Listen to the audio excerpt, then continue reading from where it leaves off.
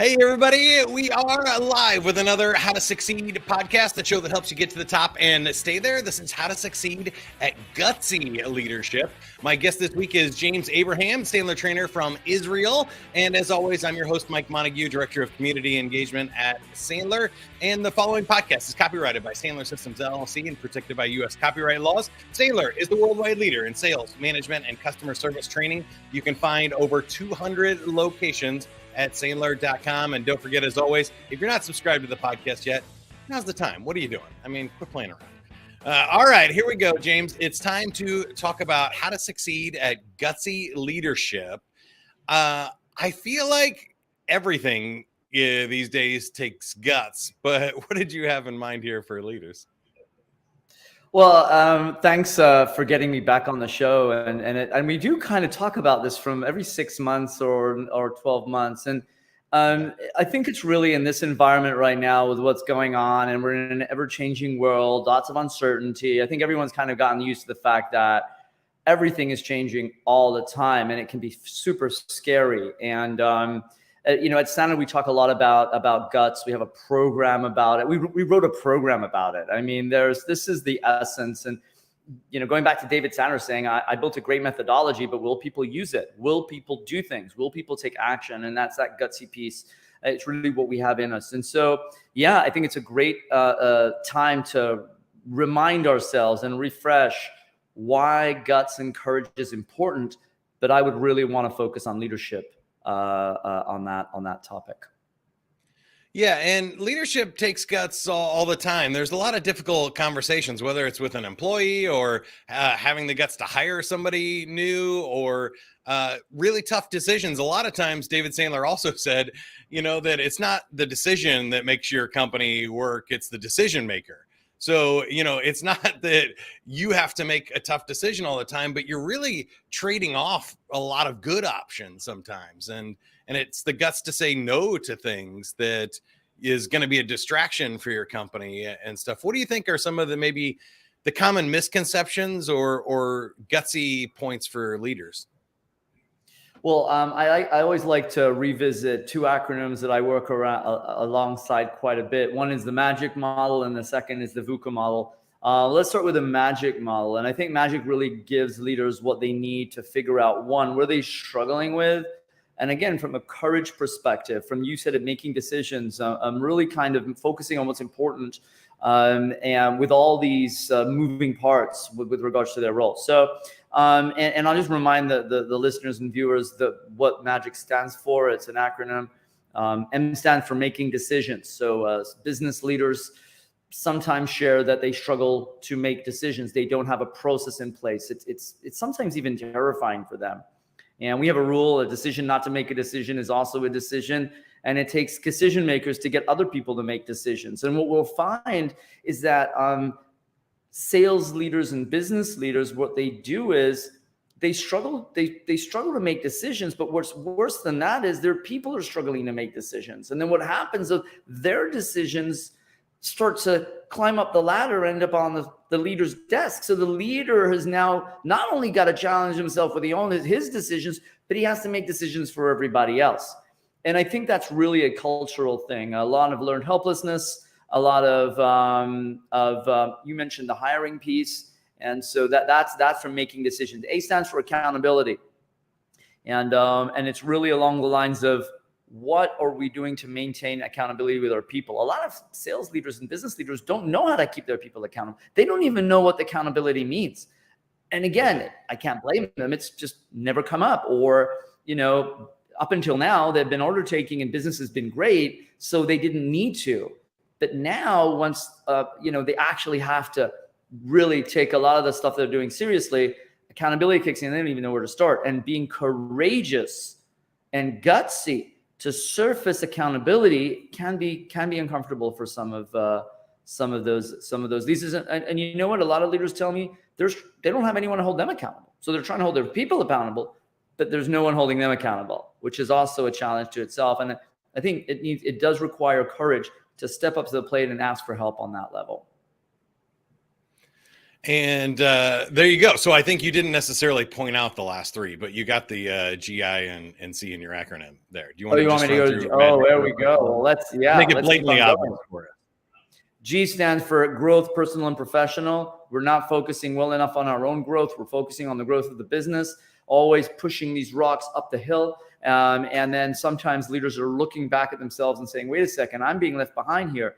I'm not growing. The business is growing. The people are growing. We're kind of keeping our head above water, but I'm staying behind. And then if any leaders are listening to this or watching this stuff right now, think about the last time you looked at the mirror and ask yourself, why am I behind the business? Why am I working in the business and not on the business? And it's a natural state. And usually it's because we just don't notice what's going on. Time goes by and then, we're kind of stuck. And that, again, does require courage to say no, right? To take a break, to focus on our body, focus on our mind, so focus on our spirit in order to get stronger. I stands for isolation relief. So a lot of leaders are telling me that they're feeling lonely. They don't really have anyone they can bounce ideas around with. They always feel there's a bias, there's agendas, there's this, there's that. And so they feel lonely and isolated, and sometimes asking for help or breaking through that isolation requires guts, because a lot of people don't want to come across as vulnerable. By the way, do you know where the word vulnerable comes from? No. Vulnerability. It's Latin. Vulnerabilis. It means to be woundable, and it comes from the Roman warriors. And what they did was they used to march down into war, and then they'd have this ceremony before they start fighting. And what they would do is they would remove their armor and fight with no armor, because the armor got in the way. And that ceremony, that act of removing armor was called vulnerabilis. And that is where the word vulnerability comes from, which actually means to be woundable. And so what does it require to be vulnerable? Courage. And so vulnerability actually means courage. Yeah. So it does require courage to be vulnerable. And another piece on the letter I is imposter syndrome. And that's another thing that creeps up. And I hear a lot of that right now. Business leaders share, and they say, it's pretty much always been there, but even now more than ever.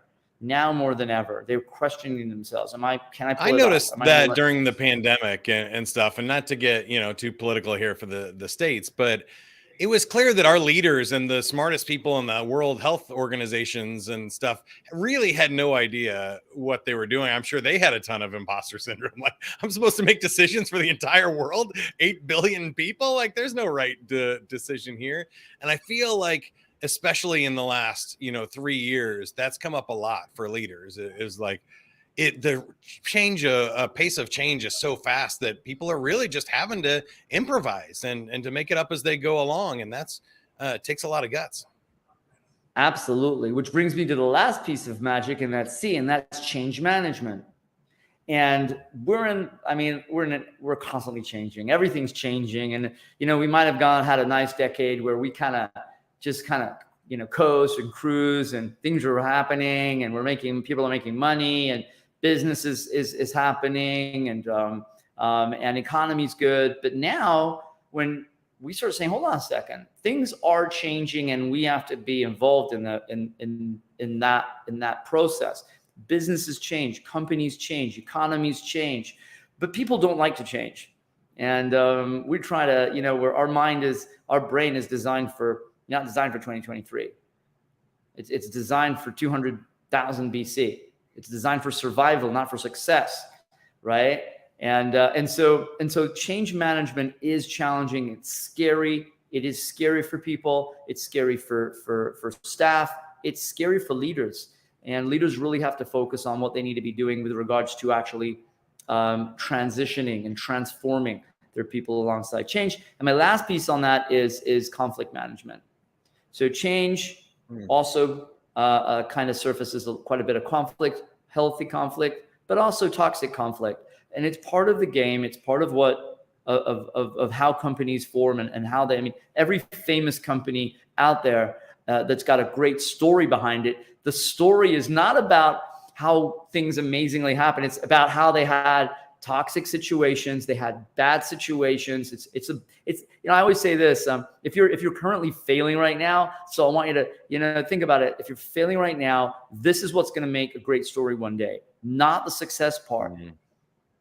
Yeah. And it's our stories about failure that we can be proud of. But it's interesting because when we go on social media, we don't see people failing. We only see the winners. We only see people winning. And then I think that's another thing. And we're constantly just feeding ourselves and with a lot of this type of, I'm going to say it very gently, mindset junk food or head trash. Wow, the world looks so wonderful from in our phone. Instagram and TikTok and Facebook and all this stuff.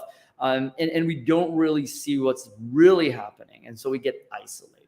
And so that's the magic model. I'd like to highlight that a little bit, because for me, that's one thing that I've noticed in my career, especially in public performances and stuff. It's not the successful ones. It's not the ones where everything goes smooth and the audience was great and everything, all the tech worked, that builds confidence. That builds imposter syndrome that you mentioned. But when I failed spectacularly, when I did a show on 9/11/2001, or I got fired by Billy Idol. That's my famous story, live on stage in front of thousands of people. Or I've had people, throw beers or get in fights or been maced by police because a fight broke out in the club I was DJing in. When you get through those situations, that's where you develop confidence. When you have all of these failures behind you and you still survived, that's what goes, okay, I can handle this. Whatever happens next, I got this. It's not going to be as bad as what comes before it, oftentimes. So I think that's interesting. I did want to ask you here and talk specifically about behavior, though, because I think there's a difference between feeling gutsy and acting gutsy, right? And sometimes we don't even need to feel confident. We can do it scared, and that's a perfectly fine behavior. And other times, like you said, we get this head trash and junk food where we think we're being gutsy, but really we're fooling ourselves into playing it safe and playing it small. So which one do you feel like is a bigger issue for leaders? Wow. So David Sandler always said it doesn't take guts to do something that doesn't scare you, right? And it doesn't take guts to do a pain funnel if doing a pain funnel doesn't scare you. It doesn't take guts to make a cold call if making a cold call doesn't scare you. And I think the interesting point is, and this is from my Sandler experience, working with a lot of clients. Sometimes, from time to time, I will have a client, they'll say, I love the Sandler stuff. I love this methodology, but I think I'm going to only use a few things. And what we find is they usually gravitate to the stuff that's easier for them to use and not the stuff that's more challenging. And when I say challenging, I say conceptually challenging.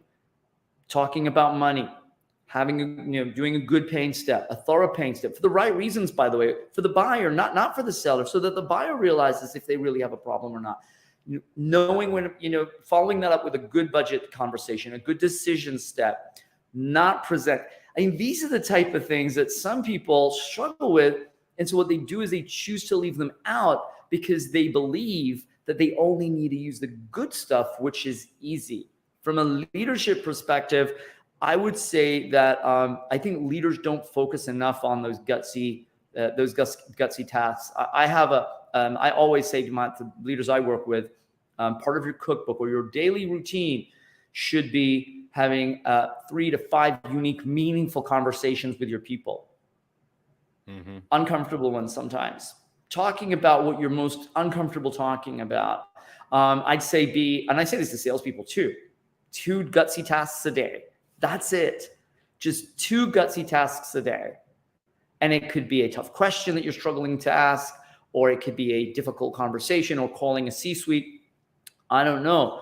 But from a sales perspective, guts is important. But from a leadership perspective, leaders they got to be the example. And they can be vulnerable and say, to a team member, Mr. Salesperson, or Miss Salesperson, I want to ask you a question, and it's going to require some courage from my behalf to ask you this, because sometimes we need to talk about some things that are uncomfortable about some of the deals that we're working on. What do you say we take a few moments and talk about that? And I think it's just really just setting a strong upfront contract and preparing ourselves to have a gutsy conversation, and also preparing the other side, because, it's permission based.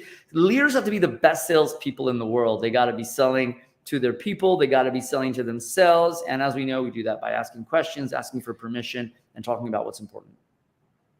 I love that for several reasons. I think you have to have the guts for your team too. Like if you're not being gutsy, your team is rarely going to be more gutsy than you are, because they want to make their boss happy. So if their boss is playing it safe, they're going to play it safe.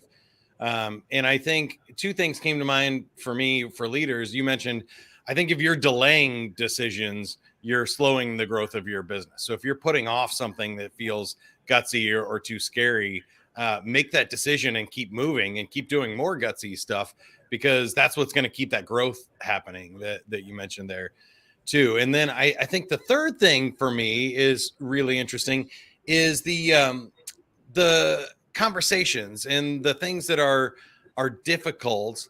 When we avoid them, they get bigger. And when we take care of them, they get smaller. It's a comfort zone stretch. And I know you study psychology a lot and human behavior, that we are built to adapt to these things. So when we have gutsier conversations, it's not that we get the same amount of scared the next time.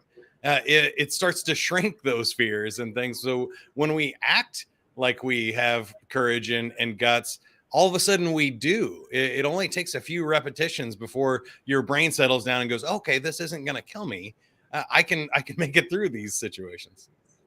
Yeah, I call it the guts muscle. There are a few of them, and we have courage muscles, and the way the brain works is really interesting. If you've ever looked into how the brain is actually hardwired on this stuff, and so the reason people don't have tough conversations is because they're afraid to do them, because they're constantly reinforcing in their head, I'm afraid to have that conversation. And once they have that thought go over and over and over again, what will happen is their neurons start to fire and wire on that concept. And so that has then become a decision that they have made in their head. So at some point, as a leader, we make decisions subconsciously, and then our brain is constantly reinforcing that decision from a neuroscience perspective. So the neurons are firing and wiring, reinforcing that, and now that is what the reality is. What we need to do is we need to understand that we made a decision like that and make another decision. And that other decision, and we talked about decisions at the beginning, remember, it's the decisions we make with ourselves. That's really where it starts with. We're going to make a decision not to break that loop and to fire and wire a new neuron, but just to take a small step, just to take the first step and have one conversation. Say, you know what, that wasn't too bad. Well, I think I have another one. And then another one. And what we do is, during that process, we disengage those neurons that are holding us back, and we start to fire and wire new neurons to create our future self, or the type of leader that we want to be based on our goals. And I think you opened it perfectly with the decision. And I think it's really what the decisions we make with ourselves. Now, as we get to our technique portion, you just shared some great ones for getting started. You mentioned doing a couple of things, gutsy every day. We mentioned starting small. For me, I also think that there is a weird one you mentioned about the coaching conversations, which sometimes leaders, and I'd love your opinion on this because I don't have it all worked out, but they avoid stuff that doesn't scale, or they use that as an excuse to not do the hard things. And they go, well, I need to hire a manager to have coaching conversations with all my people. Or if I do that, I'm not going to have time to do other leadership things. And I think we can get into a little bit of head trash where the things that really matter, having a gutsy, hard conversation with your teammate that allows them to perform or stay with your company for the next 10 years is a lot more valuable decision than whatever other meeting you were going to go to that day. But sometimes as leaders, I think we trick ourselves with all this, what'd you call it? Like brain candy or other things. It's like out there on the internet. It's like, well, I can read a self-help book, or I can listen to a podcast like you're doing right now, rather than have a difficult conversation or do something gutsy. It's a nice creative avoidance for some of these behaviors. Do you have any tips or tricks there for how we get out of those loops, or identify what's actually helpful and what's hurting us? Yeah. Wow. So I'm listening to Ben Hardy's book.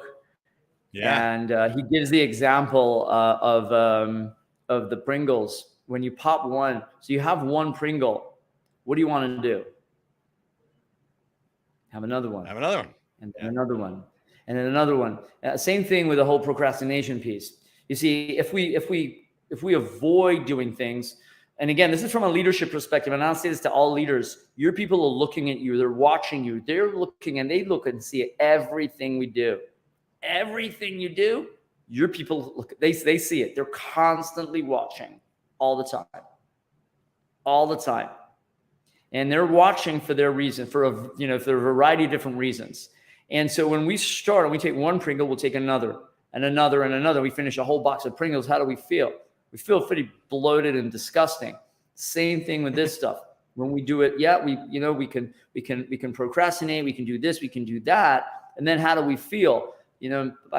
People they get on LinkedIn. They're like, I've got LinkedIn stuff to do. What does that really mean? That means really scrolling through LinkedIn aimlessly. Sometimes they tell me, they're honest and tell me, and that's okay. I get it. The problem is that then creates that chain of reaction of just doing absolutely nothing with regard to growing the business. And then you got your teammate, your member of staff, or someone you need to have a coaching call with, or have a tough conversation, an important conversation with. They're watching us do this stuff instead of actually approaching them. And I think that when it comes to that, a lot of leaders, from a behavioral perspective, they see coaching as an event. They don't see it as a process. And so getting that process going in order to be safe within their role, I think it just takes away all the pressure. I mean, if I know that I need to have 3-4 conversations with someone on my team to coach them through to coach them through a challenge, I know it's not an event and it's in the calendar and we know we got to do it. And so it just takes away. I'm a huge believer of relieving pressure. I think we have to find ways to relieve pressure. We're putting too much pressure on the buyers, too much pressure on the customers, too much pressure on salespeople, and too much pressure on ourselves. And so how can we relieve that pressure? And I think from a behavioral perspective, setting everything up ahead of time is the key. Man, that's so good. And that's one of my pet peeves these days too, that when people are stressed out, they focus on one thing that'll allow them to survive the situation. And that's where we get people digging in and fighting, because they're fighting for their life. They think their answer and their right answer is the only one that allows them to survive in their business or their job or anything, and they get stuck. When you relieve all that pressure, when you do the gutsy thing and say it's okay to fail, and you do some of the stuff we've been talking about today, now people can be creative. They can relax. They can use their peripheral vision and see ways around obstacles rather than, through them or stopping. And it's such a powerful thing. So I'll give you final thoughts here before we wrap up. James, you've been on the podcast plenty of times, so I don't need to ask you my cheesy job interview questions. I'll save those again for next time. But final thoughts on how we be more gutsy in leadership. I think we need to be gutsy with ourselves, set goals outside of your role. I think that there's a lot of stuff that we don't do enough outside of our roles to keep our identity high, because when we feel good about ourselves, we will do anything. And I think guts is all about how we feel about ourselves. Because if we wimp out, it's simply because we're worried about impacting, how a scenario will impact our self-esteem and our self-concept. So in my opinion, if you know that the Sandler success triangle, the top of the Sandler success triangle, the pinnacle of the Sandler success triangle is the U triangle. And you focus on the U triangle, how you take care of and connect your body, your mind, and your spirit. And when you have those intact and you feel good about yourself, then being gutsy is easier, because you have nothing to lose, because you know the value. No matter what happens, you know that your value is high. So always focus first on ourselves. I highly recommend all my clients and anyone that I interact with to work out every day, to journal, to meditate, and to take care of their body, mind, and spirit. And it all starts from there. That's why it's at the top of the pinnacle of the Sandler success triangle. Man, that's so good, because you're right. And I think that's where we build the confidence and the strength to be gutsy. And when you're gutsy outside of work, maybe you don't want to risk your business, or that's not the place that you want to start, being more gutsy and trying new things. Is be more gutsy outside of work. Do it for fun, go do something that scares you, whether it's it's a haunted house or an extreme sport, or just talking with people that you wouldn't talk to, or going to a dinner by yourself without anybody else. There's lots of ways you can stretch that comfort zone and build that courage muscle. Absolutely. And one more thing I want to add. Just remember this: without guts, fear would be bored to death. Without guts, fear would be bored to death. So just be gutsy and just do something gutsy every day, and just start to build that muscle up. fire and wire, refire and rewire the neurons, and definitely achieve goals and have a better career and a more meaningful relationship with your team. Love it, James. Thanks for being on the show. Again, that's James Abraham, our Sandler coach from Israel. And you can find Sandler online at sandler.com. Go click on a training location. We have over 200 around the world. We also have an enterprise team that works with people with multiple locations or multiple countries. You can reach out to them if that's a good fit. Don't forget to subscribe, leave us a review or comment. We love that. Share this episode with somebody that you think needs to hear it. And as always, whatever you are, be a good one. That's what I always say. The How to Succeed podcast is brought to you by Sandler, the worldwide leader in sales, management, and customer service training. For more information on Sandler, go to sandler.com.